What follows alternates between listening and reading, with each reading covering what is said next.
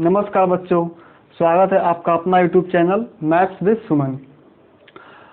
आपको शायद मालूम होगा कि हम लोग इस चैनल पे ट्रिग्नोमेट्री का पूरा जो कंटेंट है उसको हम लोग समाप्त कर चुके हैं। मतलब स्टार्टिंग से बेसिक टू एंड तक, ठीक है।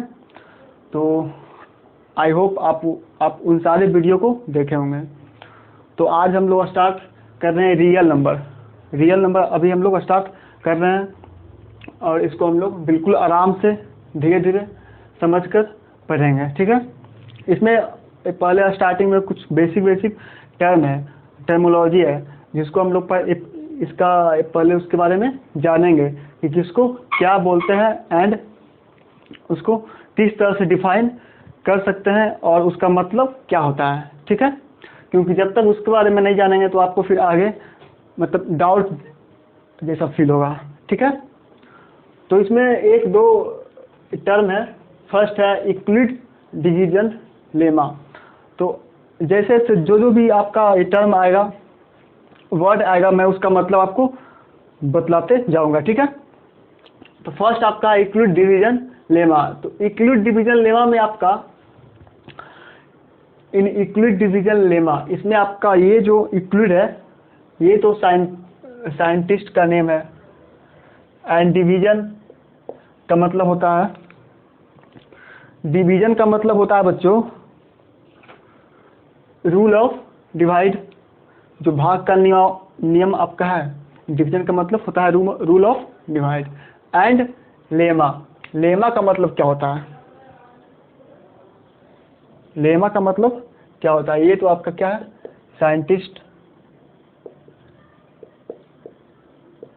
साइंटिस्ट नेम है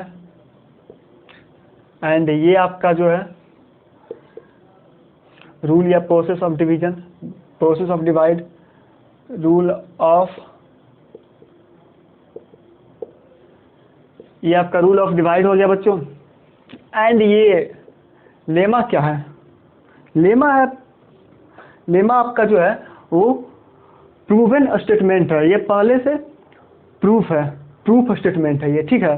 ये पहले से प्रूफ है, इसका यूज करके हम लोग दूसरे स्टेटमेंट को प्रूफ करेंगे, ठीक है। ये पहले से प्रूफ है, इसका यूज करके हम लोग दूसरे स्टेटमेंट को प्रूफ करेंगे। तो ये क्या प्रूफ है उसको हम लोग समझने की कोशिश यहाँ पे करते हैं। प्रूफ स्टेटमेंट है ये, ठीक है। लेमा क्या है? प्रूव्ड है। तो इसको यूज करके हम लोग दूसरे स्टेटमेंट को प्रूफ करने की कोशिश करेंगे एंड दूसरे स्टेटमेंट को प्रूफ करने में इसका यूज करेंगे। तो इसको आप लोग लिख सकते हैं proved statement which is used to prove another statement, okay? Clear है बच्चों?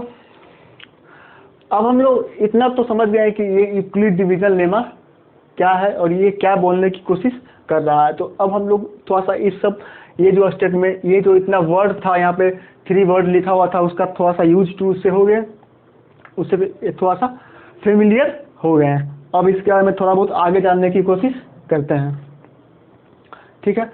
तो आगे हम लोग यहाँ पे 2 नंबर लेते हैं। सपोज आप 2 इंटीजर सपोज कीजिए आप 6 एंड 27 एंड दोनों को डिवाइड कीजिए। 6 एंड 27, 6 से 27 को डिवाइड कर रहे हैं यहाँ पे। तो क्या होगा? 6 4 जा 24। यहाँ पे ये क्या आ गया? यहाँ पे ये मेरा आ गया 3 रिमाइंडर। क्या आ गया बच्चों?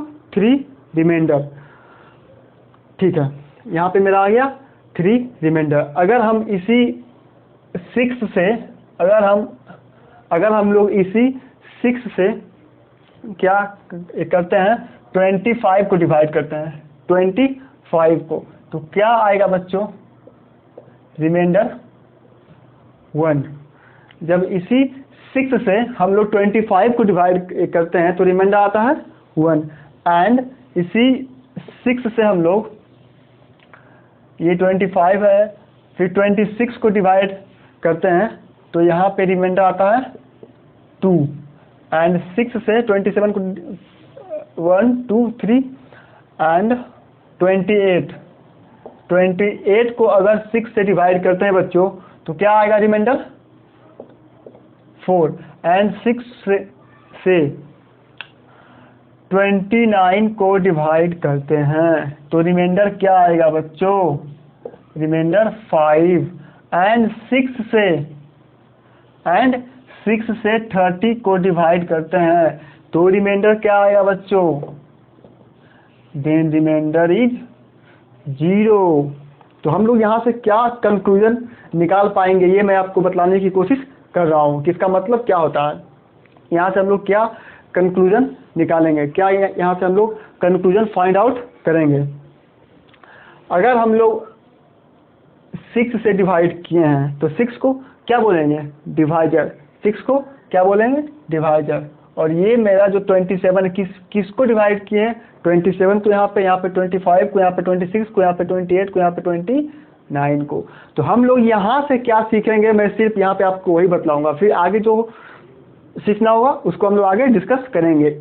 यहाँ से हम लोग क्या सीखने की कोशिश कर रहे हैं ये मैं आपको सिर्फ यहाँ पे डिस्कस करता हूँ। यहाँ पे हम लोग ये सीखने की कोशिश कर रहे हैं कि अगर हम लोग 6 से इसको डिवाइड किए हैं किसी भी नंबर को तो क्या क्या रिमाइंडर आ सकता है। 6 से डिवाइड किए हैं तो रिमाइंडर क्या क्या आ रहा है reminder equal to what 1 2 1 2 3 3 4 5 1 2 3 4 5 and 0। अगर हम लोग 6 से किसी भी नंबर को डिवाइड करते हैं बच्चों तो रिमाइंडर क्या क्या आता है 1 2 3 4 5 एंड 0। इसका मतलब क्या हो गया कि रिमाइंडर क्या आएगा मेरा जो रिमाइंडर होगा वो क्या आएगा बतलाइए। जिस नंबर से हम लोग डिवाइड किए हैं उससे क्या है less than and equal to less than 6 से मेरा ये रिमाइंडर जो है वो less than and equal to है। अब देखिए यहाँ पे लेस देन तो है बट इक्वल टू है इक्वल टू नहीं है तो लेस देन है। 6 से मेरा लेस देन रिमाइंडर आ रहा है देखिए 6 से लेस देन है 6 से लेस देन है रिमाइंडर बट 0 को लेंगे तब क्या होगा 0 से ग्रेटर है 1 2 3 4 5 ग्रेटर है क्या इक्वल भी है 0 भी है 0 भी है। तो मेरा अब हम यहाँ से फाइंड आउट क्या किए हैं कि हम किसी भी नंबर को किसी को डिवाइड करते हैं तो मेरा रिमाइंडर आने का जो पॉसिबिलिटी है वो क्या क्या हो सकता है। तो मेरा रिमाइंडर क्या क्या आ सकता है बच्चों अगर वो परफेक्ट डिविजिबल है तो रिमाइंडर 0 आएगा। अनदर केस में क्या होगा कि जिस नंबर से डिवाइड हम लोग कर रहे हैं रिमाइंडर होगा उससे लेस देन एंड 0 से ग्रेटर देन उससे लेस देन एंड 0 से greater than and equal to remainder always होगा। इसी के बीच में रिमाइंडर ऑलवेज वेरी करेगा। क्लियर है। तो अब क्या क्या वेरी कर सकता है इतना नंबर इसके बीच में इतना नंबर रिमाइंडर वेरी कर सकता है। क्लियर है बच्चों। तो हम लोग यहाँ से ये चीज़ सीखें कि किसी भी नंबर को अगर किसी से डिवाइड करते हैं तो क्या क्या रिमाइंडर हो सकता है एंड रिमाइंडर आने की पॉसिबिलिटी क्या क्या हो सकता है। इसके लिए एक एग्जांपल हम लोग और लेते हैं यहाँ से।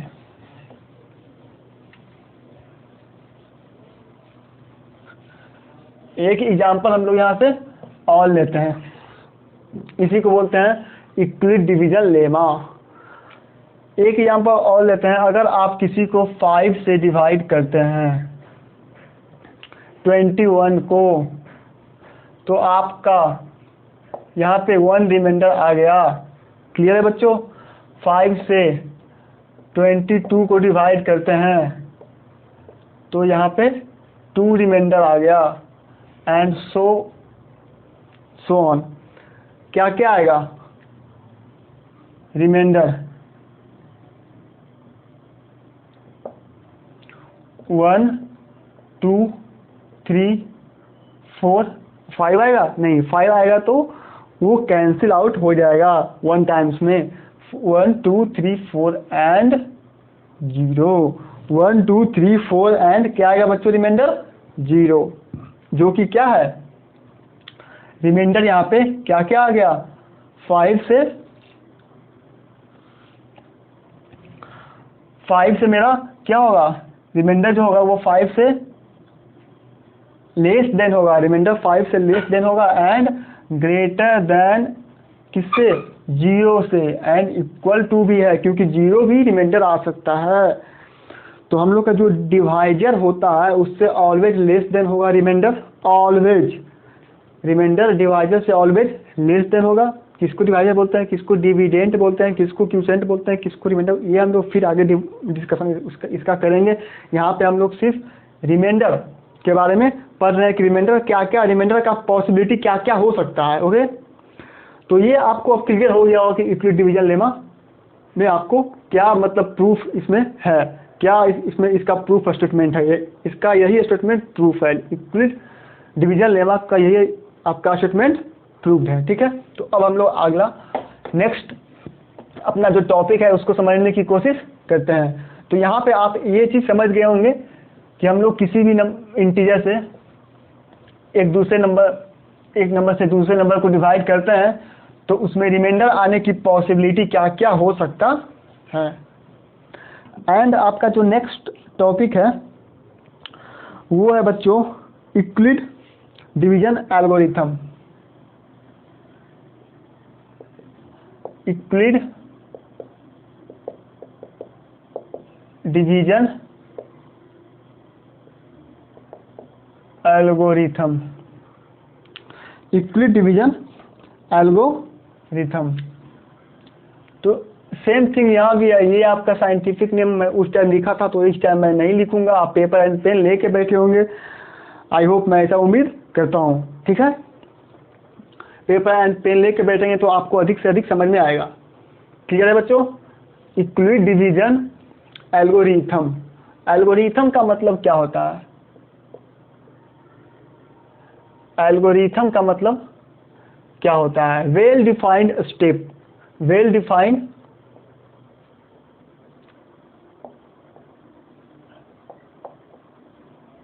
स्टेप।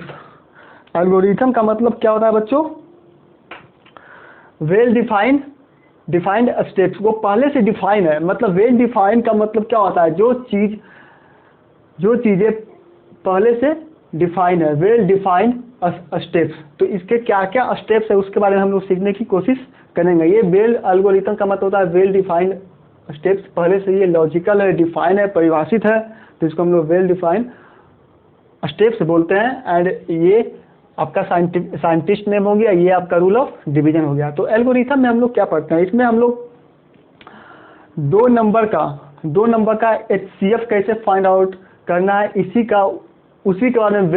उसी का वेल डिफाइंड स्टेप्स पढ़ते हैं। 2 नंबर के HCF, how to find HCF of 2 number, उसी का वेल डिफाइंड स्टेप हम लोग पढ़ते हैं बच्चों। तो हम लोग एक छोटे से एग्जांपल लेकर के इसको कोशिश करते हैं समझने का कि क्या होता है इसका वेल डिफाइंड स्टेप्स, क्या होता है इसका वेल डिफाइंड स्टेप्स। छोटे से नंबर लेकर इसका कोई एग्जांपल लेकर हम लोग समझने की कोशिश करते हैं। सपोज कीजिए आप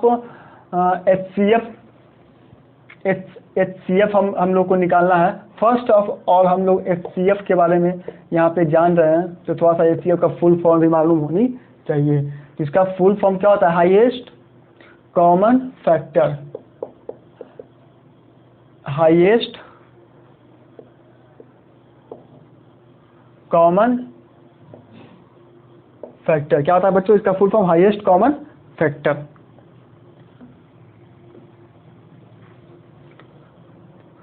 तो इसमें यूक्लिड डिवीजन एल्गोरिथम में हम लोग क्या पढ़ते हैं, 2 नंबर का HCF फाइंड आउट करने का वे। 2 नंबर का HCF हम लोग को इसमें क्या क्या पॉसिबिलिटी है, किस तरह से उसको फाइंड आउट किया था उसको हम लोग समझते हैं। तो सपोज कीजिए मैं खुद से यहाँ पर लेता हूँ 35 एंड आपका ये 90 का HCF फाइंड आउट करना है, 35 एंड 90 का।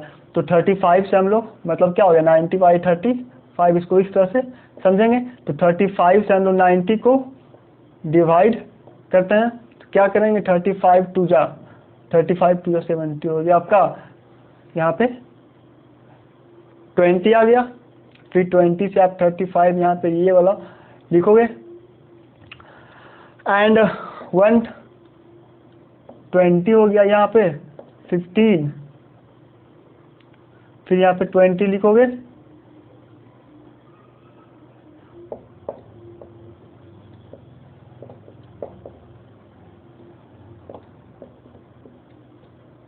मतलब रिमाइंडर क्या हो गया बच्चों, reminder is 0, reminder is 0।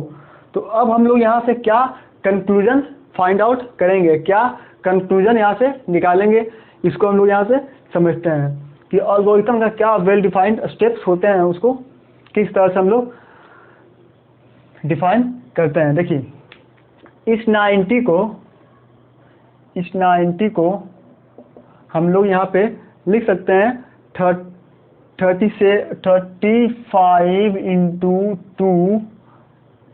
Into 2 plus 20, क्योंकि ये क्या है रिमाइंडर है। एंड यहाँ पे अगेन इस स्टेप को क्या लिखेंगे 35 को क्या लिखेंगे 35 को क्या लिखेंगे बच्चों 20 इंटू 1 प्लस 15, 20 इंटू 1 प्लस 15, क्योंकि 15 क्या है रिमाइंडर, एंड ये सब क्या है ये मैं आपको अभी जस्ट बतलाता हूँ। एंड ये जो आपका 20 है इसको क्या लिखेंगे बच्चों 20 को क्या लिखेंगे 15 into 1 plus 5, 15 into 1 plus 5। Clear है। इस 15 को क्या लिखेंगे बच्चों, इस 15 को हम लोग क्या लिख पाएंगे, इस 15 को लिखेंगे 5 इंटू 3 प्लस 0, 5 इंटू 3 प्लस 0। तो यहाँ से हम लोग का जब 0 आ जाएगा तो हम लोग अभी रुक जाएंगे, जब मेरा रिमाइंडर 0 आया तो हम लोग रुकेंगे और उसको समझने की कोशिश करेंगे। यहाँ पे हम लोग का रिमाइंडर क्या आ गया बच्चों 0 आ गया, यहाँ पे रिमाइंडर 0 आ गया। तो जिस टाइम रिमाइंडर 0 आ जाएगा तो उसी का आपका जो क्या होगा डिवाइजर होगा, उसी को बोलते हैं क्या HCF। तो इसका डिवाइजर क्या है ये क्या है डिवाइजर, एंड ये क्या है क्वोशिएंट। तो ये जो आपका हो गया मेरा HCF हो गया, किसका 35 एंड 90 का HCF ये मेरा हो गया, जिसको हम लोग लॉन्ग डिवीजन मेथड से फाइंड आउट किए। एंड इसके स्टेप्स को समझे कि इसमें वेल डिफाइंड स्टेप्स यही होते हैं। तो इसको हम किस तरह से लिख सकते हैं, थोड़ा सा इसको हम लोग मैं और एक्सप्लेन यहाँ पे करता हूँ, सपोज कीजिए आपको 7 से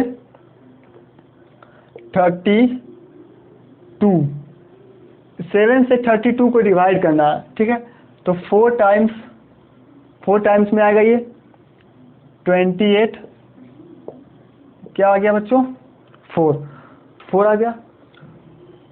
क्लियर है।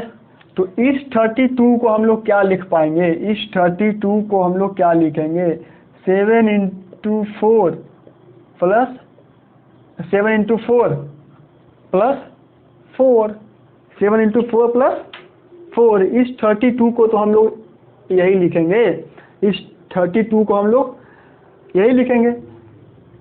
क्लियर है। 7 इंटू 4 प्लस 4 एंड इसको हम लोग किसको क्या बोलते हैं, इसको हम लोग बोलते हैं डिविडेंड।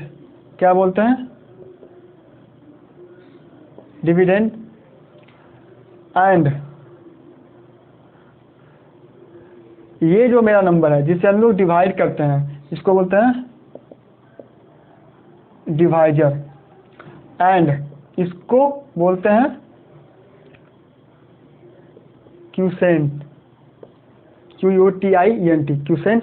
ये मेरा जो बचता है लास्ट में उसको क्या बोलते हैं, रिमाइंडर।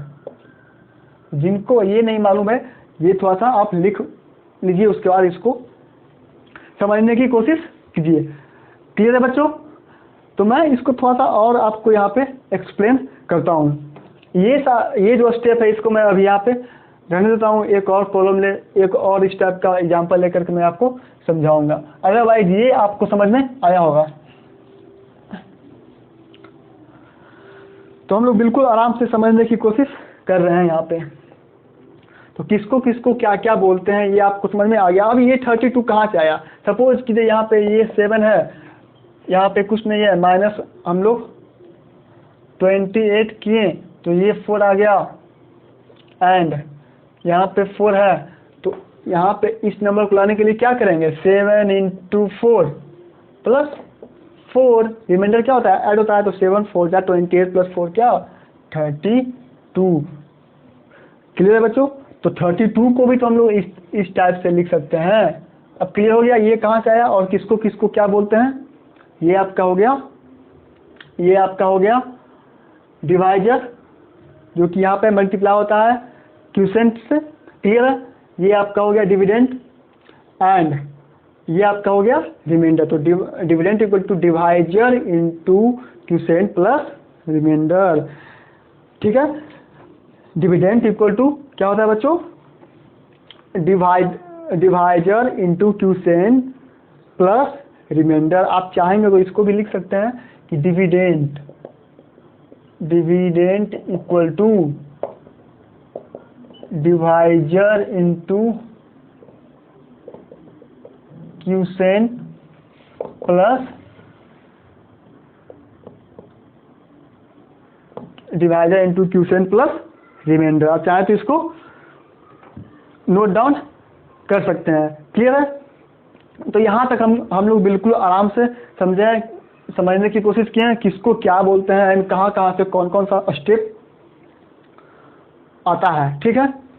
तो अब मैं इसको इरेज करता हूँ एंड इसको अब यहीं पे रहने देते हैं और नेक्स्ट क्लास में हम लोग इसका प्रॉब्लम देखेंगे और उसको अच्छे से समझने की कोशिश करेंगे। और जो भी इसमें थोड़ा बहुत कंसेप्ट बचा हुआ है समझने के लिए उसको हम लोग नेक्स्ट क्लास में समझेंगे।